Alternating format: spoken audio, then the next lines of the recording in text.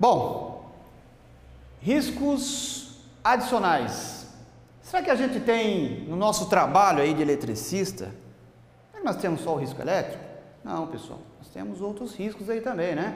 Será que é só choquinho elétrico? Não, você tem outros riscos também aí. Pessoal, olha aí, ó, nós temos aí, ó, o segundo na lista dos mais graves é o risco de queda. Sim, lembramos que nós vamos ter que subir um poste, vamos ter que ter uma altura, vamos ter que trabalhar lá em cima, e isso aí nós podemos cair, nós podemos quebrar uma perna, sim, podemos quebrar uma cabeça, sim, podemos sim. Então esses riscos, pessoal, a gente tem que ter sempre na cabeça, tá? Nós temos aulas que vão dizer sobre os EPIs específicos para queda, tá? Cinto paraquedista, corda linha de vida, trava-queda, assim por diante, EPI. Então, isso aí é motivo para outra aula. Agora, nunca devemos esquecer que numa queda, já falando, já linkando com relação aos adornos. Por exemplo, imagine os senhores, vocês aí com aquele cabelo bonitão, aquele cabelo comprido, e aí você, numa queda de um poste, este cabelo, ele enrosca em uma outra estrutura, tipo uma armação secundária, um parafuso, uma mão francesa. Imagine só o seu corpo, a sua cabeça descendo e o seu cabelo ficando preso nesta armação secundária. Imagine só. Então aí vocês começam a perceber quais são os perigos, né, de você ter um adorno, tipo, também, além do cabelo também, você ter também uma correntinha de plástico, né? Ah, mas é choque elétrico, então meu supervisor não precisou falar, não, você não usa, pode usar por não ser metálico, pode ser uma correntinha de plástico, sei lá o que o pessoal usa aí, eu não uso, mas tudo bem, né? Imagine você caindo, né, em queda e você ficar lá preso o seu pescoço lá com uma correntinha, sei lá, metálica ou não metálica, seu cabelo preso lá. Então, para vocês verem o risco. Imagine os senhores se coloquem na posição de uma pessoa que está caindo, tá? Bom, falando no risco de queda, estatisticamente em torno de 15 a 20% dos acidentes são de origem queda, tá? Aproveitando também essa deixa, nós podemos dizer que quando você cai, a gente pode ter o prolapso, ou seja, os órgãos internos, nossos órgãos internos, também podem ser deslocados nessa queda aí. Tá bom, pessoal? Bom, nós temos, para isso, né, nós temos que ter os treinamentos para resgatar, né, fazer a ressuscitação cardiorrespiratória, ok? Temos aí outros riscos também em espaços confinados, tá? Não é muito comum, não, espaço confinado. Isso é mais o pessoal que trabalha ali na rede subterrânea aqui da Copel, da cidade de Curitiba, né? Que tem cabines internas onde são instalados transformadores. Então, aí nesse caso, a gente, para trabalhar, a gente vai ter que passar pelo treinamento da NR33, que é espaço confinado, ok? Mas não é um risco, não, mas a gente tem que citar esse risco aí, tá? Nós temos aí riscos ergonômicos, que são posições de trabalho. A gente tem que trabalhar numa situação em que não ofereça risco à nossa coluna e assim por diante. Lembrando que é muito limitado as posturas, né, as posições de trabalho que a gente tem quando a gente está lá em cima num poste, tá? Ok? Temos ali também os riscos organizacionais, não é o nosso caso, mas a gente tem que citar, né? Que é o caso de pressão dentro do nosso trabalho, ok? Os riscos psicossociais, nós temos uma elevada exigência cognitiva, né? Necessário ao exercício da atividade, então uma pressão muito grande em função do trabalho. Aí sim é um risco inerente à nossa profissão. Por exemplo, os eletricistas de linha viva, eles sabem que o trabalho que estão executando, os cabos estão energizados, ou seja, não pode cometer erros, Então, essa pressão é um risco psicossocial. Temos lá Riscos ambientais, né? Riscos ambientais são riscos aí representados, por exemplo, exposição à radiação solar.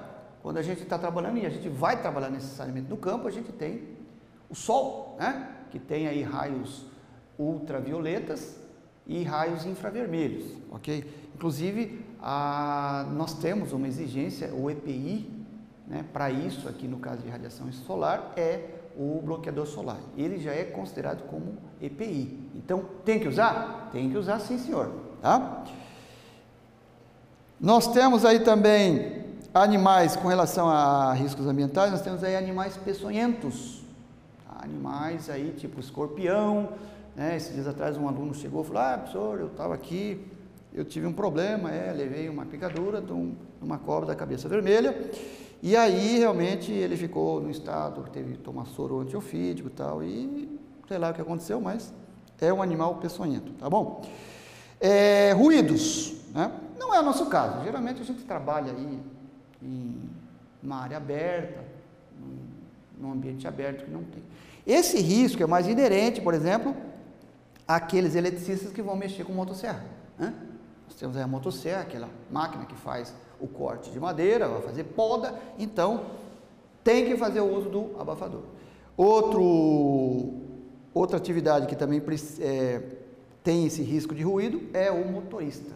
O motorista de caminhão-mum, que é o operador, ele tem que ter a proteção do auricular, tá? Isso aí se faz. Claro que tudo isso, pessoal, com relação a risco de ruído, tem que ser passado, né? Tem que ser analisado pelo técnico de segurança do trabalho, que através do decibelímetro vai saber qual é o nível de ruído, né? Se passar de 85 decibéis em função da exposição ao tempo, tá bom? Tudo isso aqui é para ser analisado.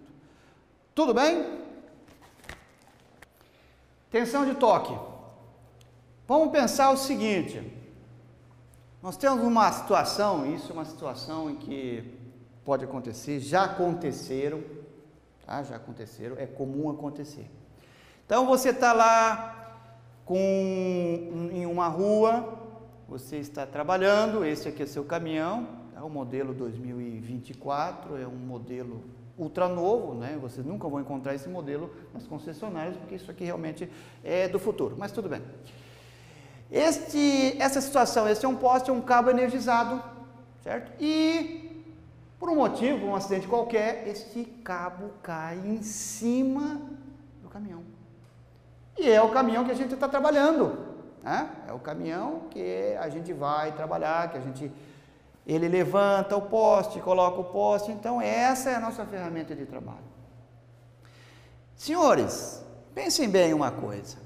Eu estou energizando um cabo, uma carroceria metálica, um objeto metálico, um chassi metálico. O que acontece quando eu energizo ele com um cabo 13.800 fase. O que os senhores acham que acontece? Pensem bem, senhores. Muitas pessoas podem dizer, mas o pneu dele é de borracha, então ele vai ficar isolado. Até tem sentido isso, é o que acontece. Outras pessoas vão falar, mas eu já assisti um vídeo em que o pneu começa a pegar fogo. É verdade? É truque? Não, é verdade, começa assim. E isso que aconteceu, todas essas situações acontecem mesmo. Vejam bem, senhores, energizando o caminhão, que tem muita parte metálica, você faz com que vamos supor, a tensão aqui seja 13.800 volts, certo? Em função daquela tensão zero, certo? Você tem o quê? Uma diferença de potencial entre a carroceria do caminhão e o chão onde ele está apoiado. Então veja bem, vai ter uma diferença de potencial entre a carroceria do caminhão e o chão? Sim. Necessariamente vai haver o quê? Uma corrente elétrica percorrendo do caminhão para o chão. Bom, aí qual seria o caminhamento desta corrente? Qual seria o caminhamento dessa corrente? seria pelo eixo do caminhão para o chão, cuja distância é muito pequena, pessoal. A distância entre o eixo do caminhão, ou o cubo do caminhão, a roda do caminhão e o chão é muito pequena.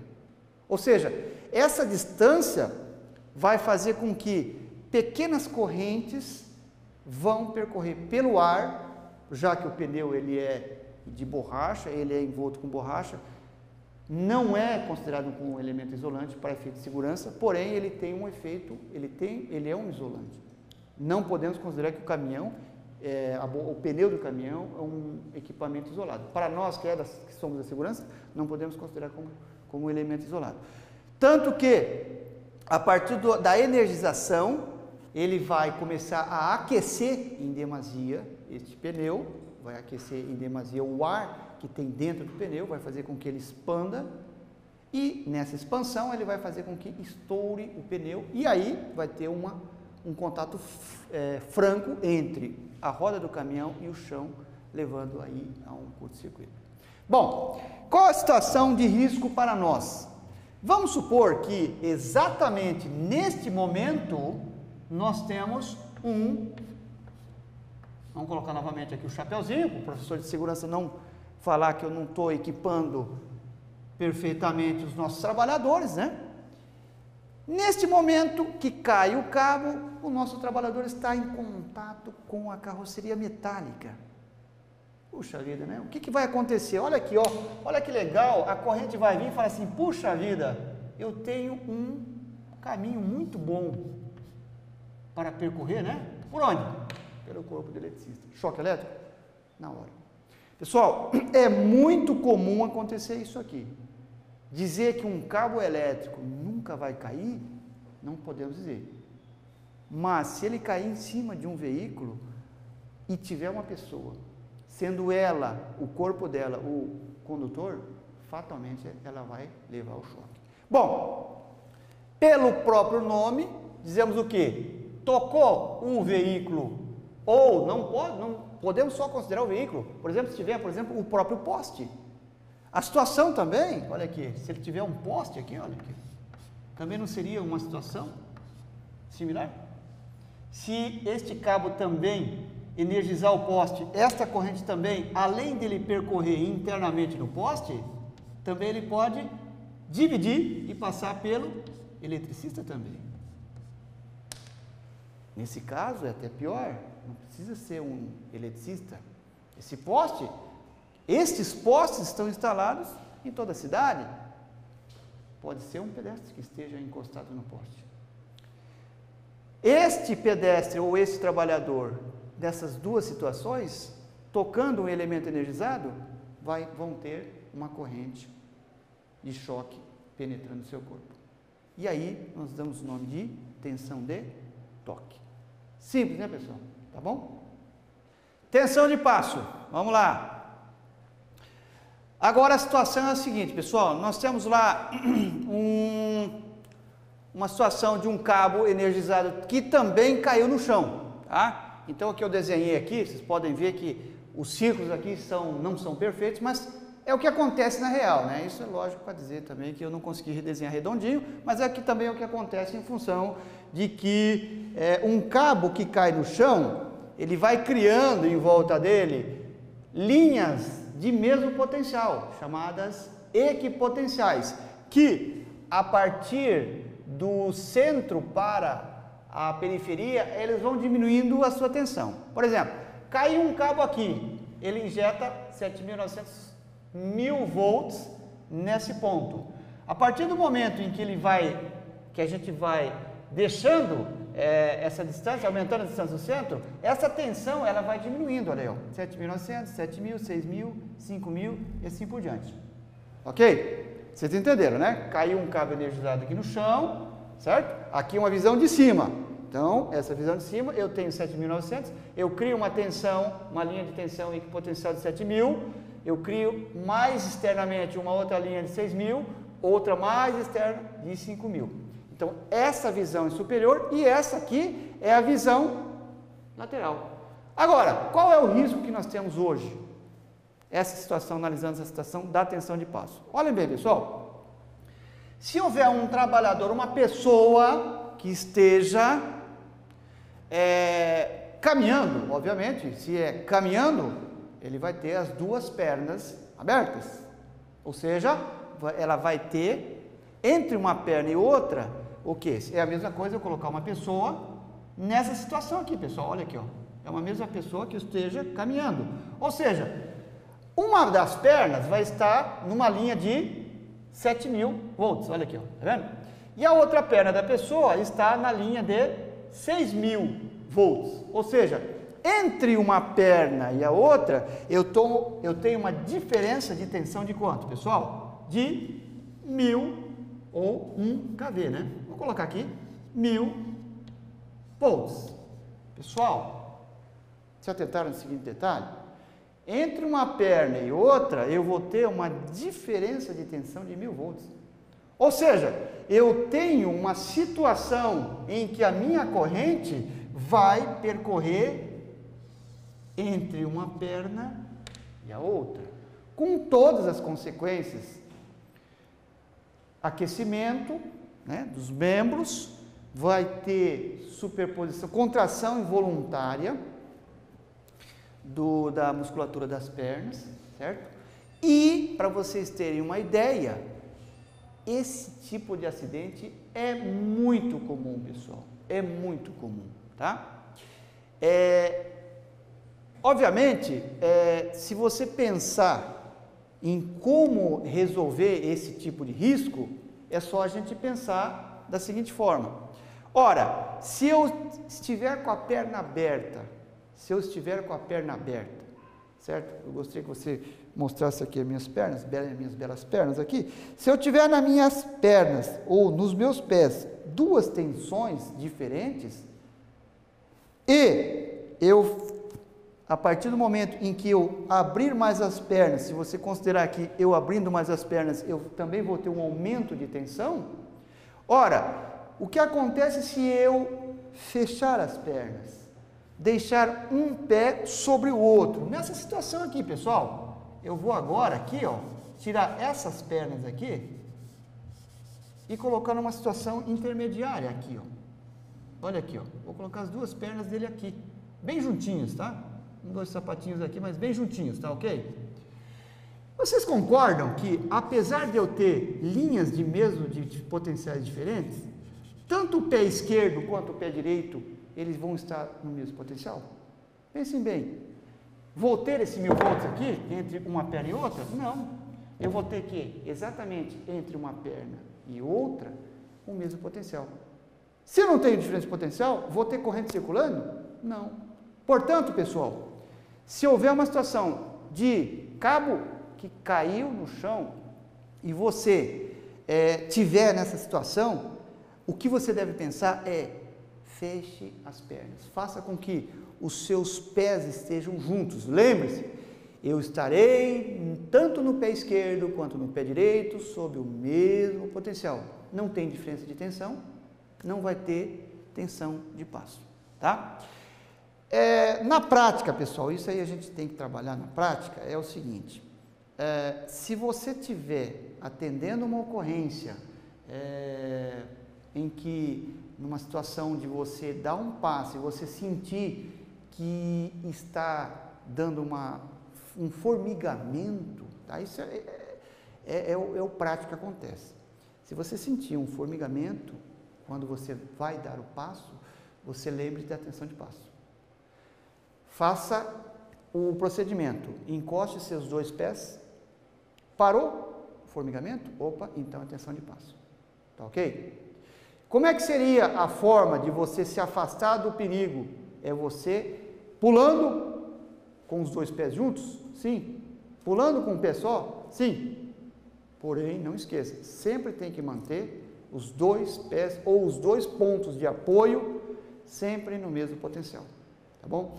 E não se esqueça, pessoal, isso aí é muito comum no nosso trabalho, tá? Se vocês olharem em alguns vídeos da internet, vocês vão ver que essa situação aqui de tensão de passo já aconteceram em determinadas situações, tem até em vídeo na internet que você pode ver a situação, tá? tá? Mas para nós, esse aqui também não deixa de ser um risco muito importante, ok?